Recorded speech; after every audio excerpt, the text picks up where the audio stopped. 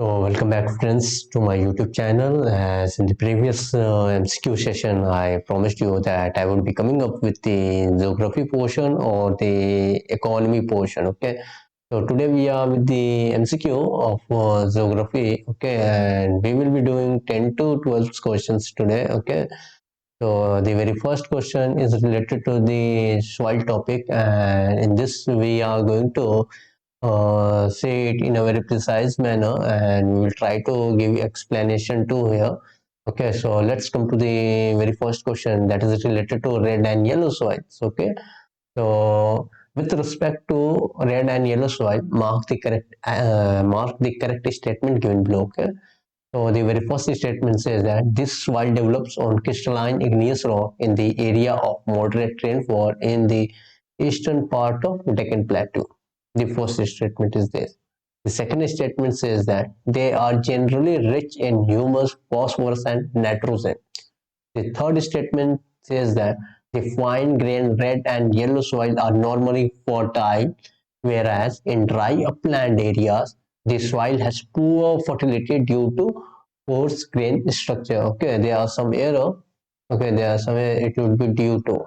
Okay, it will be due to. Okay, so here you need to mark the correct statement. See, the very first statement is not correct because it is written moderate rainfall. Then the location is the eastern part of Deccan Plateau. Sorry, it's not the eastern part. It will be the southern part of the Deccan Plateau, and it won't be the moderate rainfall, but it will be the low rainfall. It will be low rainfall. Okay, low rainfall. Okay.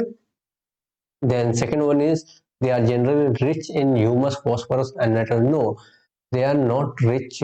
They are poor. They are poor in in humus, phosphorus, okay, and nitrogen. They are poor in this, okay. But the third statement you see, it's correct, okay. It's correct, okay. So answer would be option A. Option C is the correct answer. Option C is the correct answer, okay. So coming to the explanation. Oh, sorry, I already marked it. See, already we have done whatever was there. You need to only know the location where apart from southern Deccan Plateau we get. So Chhattisgarh is there, Odisha is there, then southern part of middle Ganga plain is also there. Okay. So whenever it is occurring in the hydrated form, then there the color looks like yellow. Okay. And due to wide diffusion in iron and crystalline and metamorphic rock, this white develops a reddish color. Okay, this was the thing you should know apart from those. Okay, now question number two is related to volcanoes. Okay, the topic is volcanoes. Okay, so see the question: Mount Banignon, Mount Chimborazo, and Mount Ecuador lies in Gulf of Naples, that is in Italy. Okay, and the second statement says that this mountain are a good example of extinct volcano. Sorry, here you need to already answer is mark, so I should skip, but I won't. So see here you need to find out the incorrect statement. So first statement given here is incorrect. That is the option A is the correct answer here. So we would be looking to the this what you say mm, explanation. So those volcanoes that have not erupted at all in the historic time and also shows no indication of future eruption, that is called extinct volcano. Not extent but extinct, would be extinct. It would be extinct volcanoes.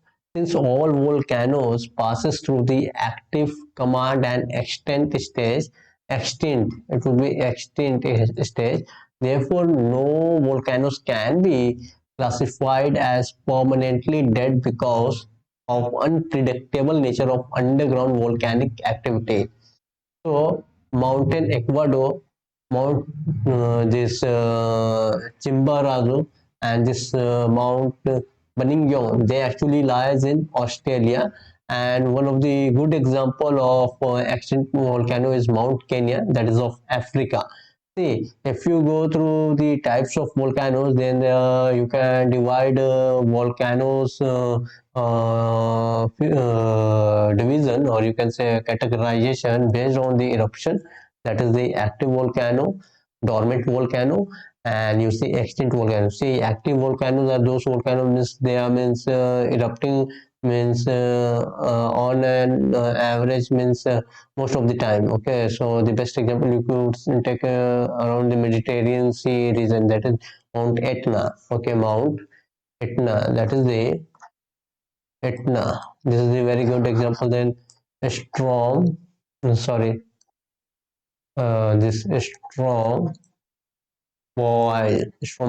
Okay, this is also good example. They are occurring in Mediterranean region. Okay, then we see dormant means they are not so active, but yeah, volcanic eruption are taking places there. Okay, so you can take one of the example of Mount Kimbarazo, that's in Tanzania. It's a good example of it. Then you can also take the example of this Mount Vesivasu is there. Okay, I think it's in Italy. Okay, it's also a good example of it. Then one more was there.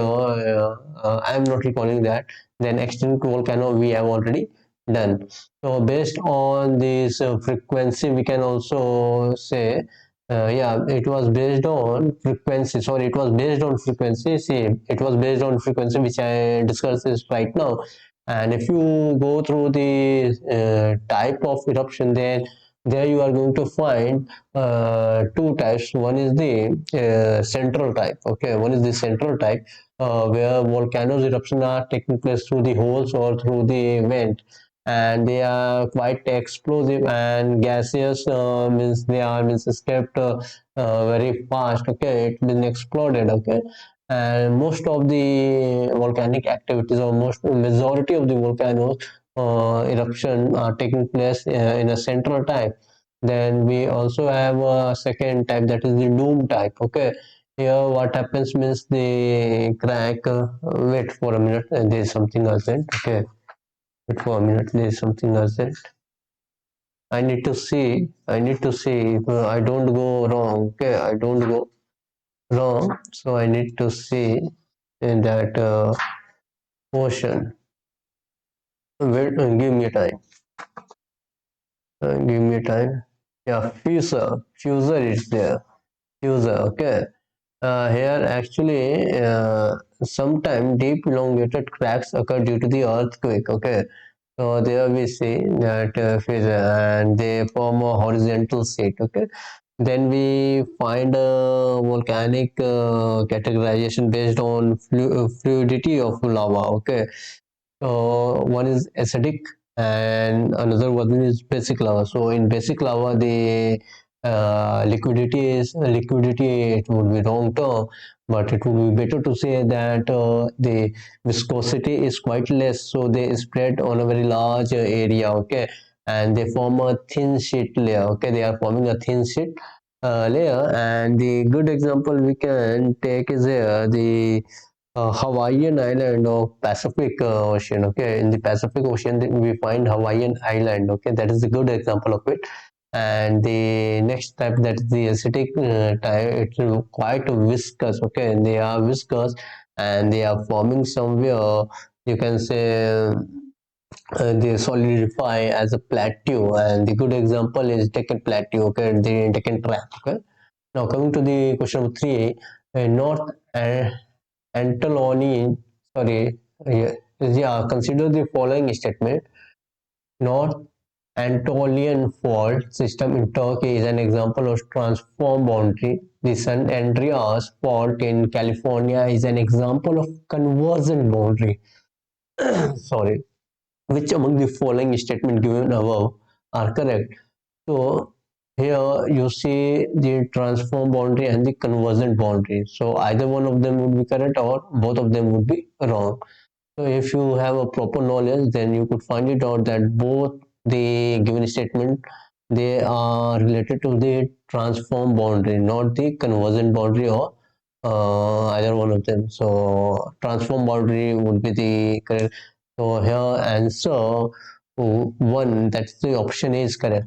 Option, let me, option A is correct here, option A.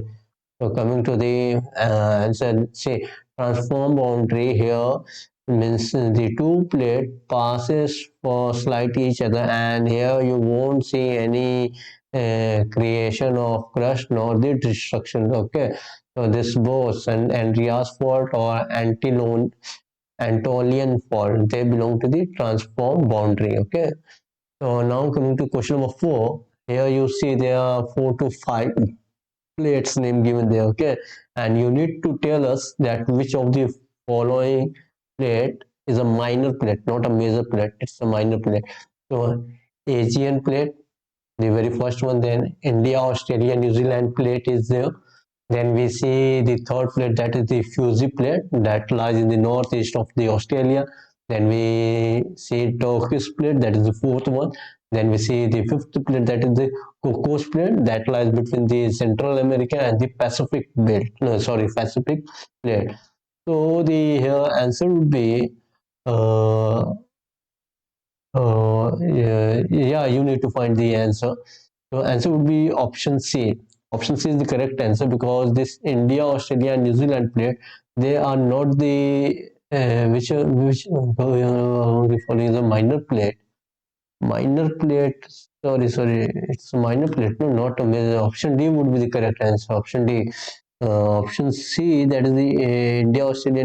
It's a major plate. Okay, it's a major plate. Sorry, I got it wrong. So option D is the correct one. And here are the names of the minor plate. Okay. So very first we see Cocos plate that we have already seen that it lies between the Central America and the Pacific plate. Then we see Nazca plate. Okay, Nazca plate that lies between somewhere South America and Pacific plate. Okay. Then Arabian plate that lies mostly Saudi Arabian landmass. Okay. Then we see Philippine that lies between Asiatic and Pacific plate. Then we see Fuji plate that is the lying northeast Australia. Then we are also looking at the Asian plate that lies near around the Mediterranean. Okay, Mediterranean region. Okay. Now coming to question number 5, I read it. It is the most common tidal pattern featuring two high tides and two low tides. Each days, the successive high or low tides are approximately of same height, not off. It would be off. It would be of same height. The regular interval between the two high or low tide is 12 hour 25 minutes. So you need to name the tide mentioned above here or described above. So question would be formed like this. Okay. So I read it once more. It is the most common tidal pattern featuring two high tides and two low tides. Each day, the successive high or low tides are approximately of same height. They are forming the same height in one day. In 24 hours, they are forming two high and two low tide. So, and the time interval is also mentioned here, that is 12 hour 25 minutes. So you need to mention the tide. Okay, whether so option A says spring tide, option B says it's diurnal tide, then option C says that that's the nib time, then option D says semi diurnal tide. So which of the given statement, which of the given option is correct here? So the correct answer is option D, that is the semi-diurnal tide. Okay, so it is the most common tidal pattern featuring the two high tides. We have already seen the timing. It is so because each day rising and setting of the moon also falls behind by 51 minutes. It is falling by 51 minutes. See here, uh, that is the 51 minute, and it takes 24 hours and 50 minutes for rotating earth to bring the same Mediterranean vertically below the moon every day, vertically below the moon every day. Okay, so now coming to the question number 6. In the semi-diurnal tide, how much time does the rotating earth, see how much time does say does rotating Earth takes to bring the same Mediterranean below the moon every day. We have seen it. See, option A says that 2 hour 15 minutes, option B says 24 hour 25 minutes, then option C says 22 hours, then option D says 24 hour 50 minutes. So the correct answer here would be option D, that is the 24 or 50 minutes. Okay. Now coming to question number 7. So question number 7 is dealing with the tide. Okay. And here you see two tides have been mentioned, that's the spring tide and the neap tide. So you need to say which one of the given statements are incorrect. So I read the statement. The very first statement is, in spring tides, when the position of earth is in between the sun and the moon, this is called opposition. Okay. And the second statement says that in neap tides, when the sun and the moon form a straight line with it is a it is called see, let me read. In a neap tide, when the sun and the moon form a straight line with with with earth, it would be with earth. With earth, it would be earth with earth with, let me write it down, earth with earth, it is called SYZYGY. So which one of the given statement here are correct? So the correct option is here, option B, that is the second statement given here is the correct one.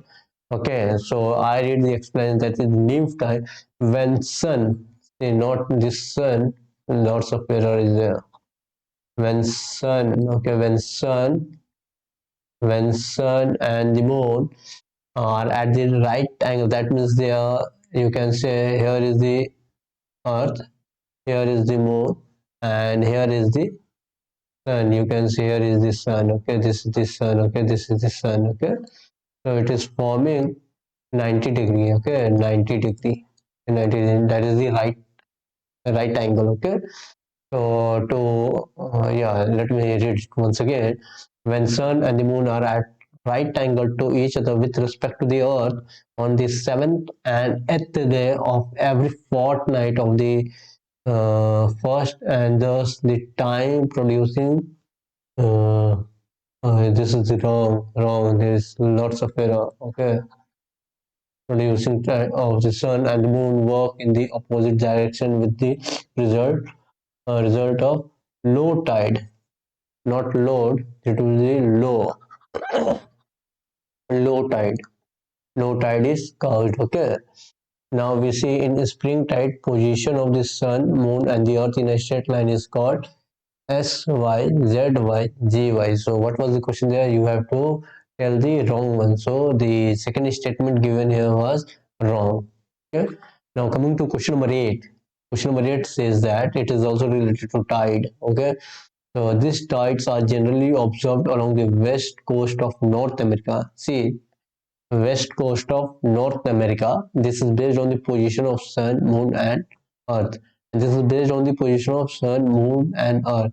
So what is that? Mixed tide, diurnal tide, spring tide, or nymph tide? Okay.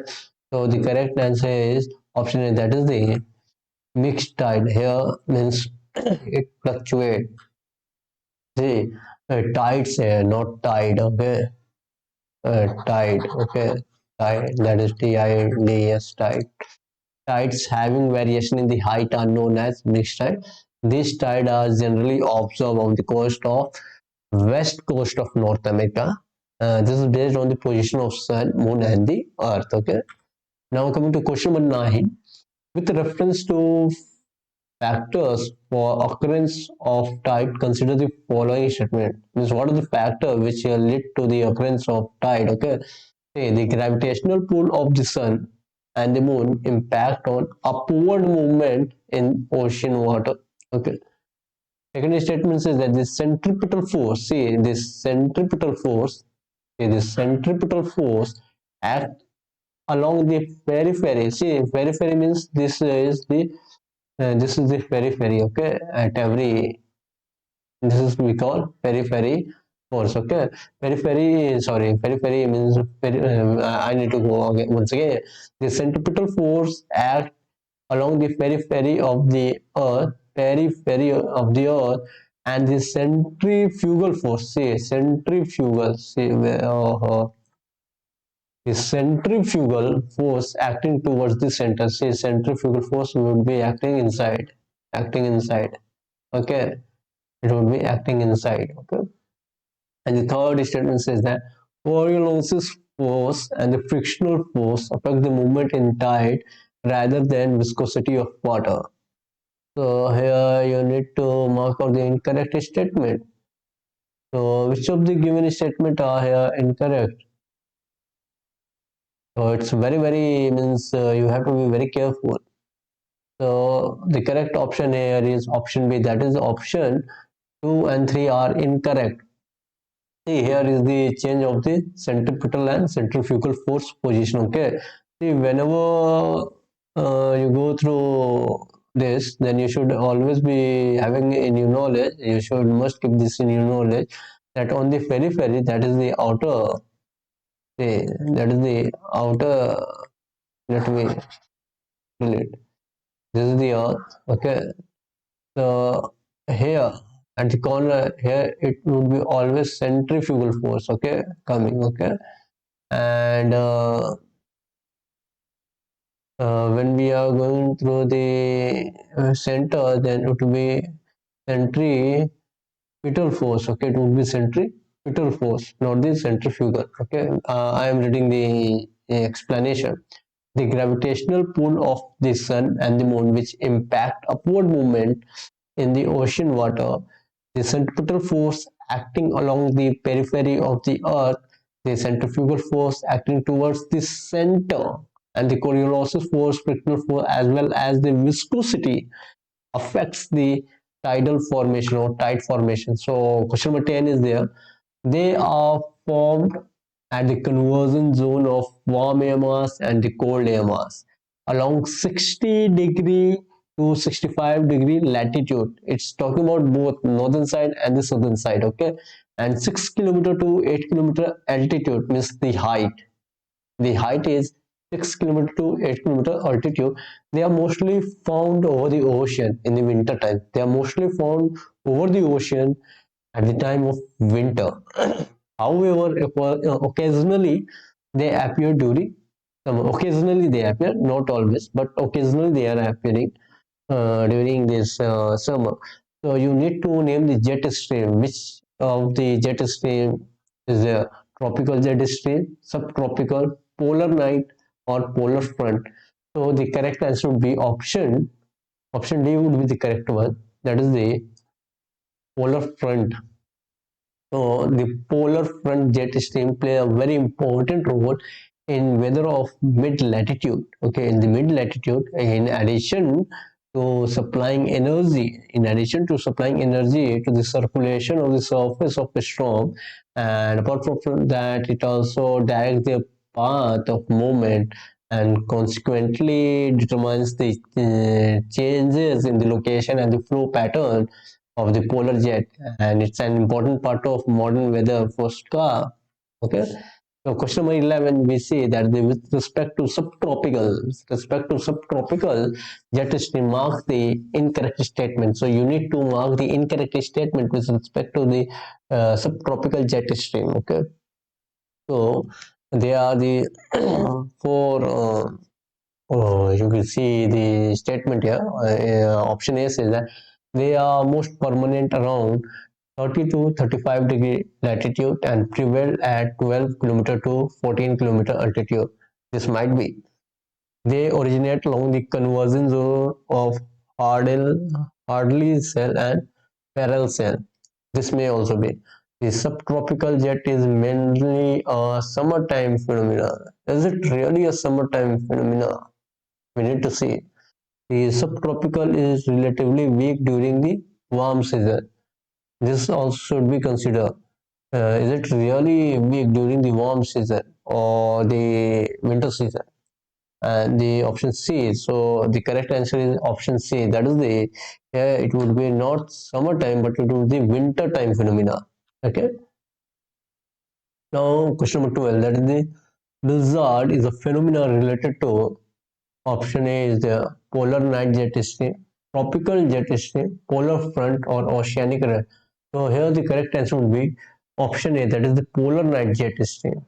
This is the polar night jet stream, and it actually prevail in the Canada and no, US. Okay, Canada and US very prevalent there. Okay, when we'll see the this what we say uh, current or oceanic current or the local wind.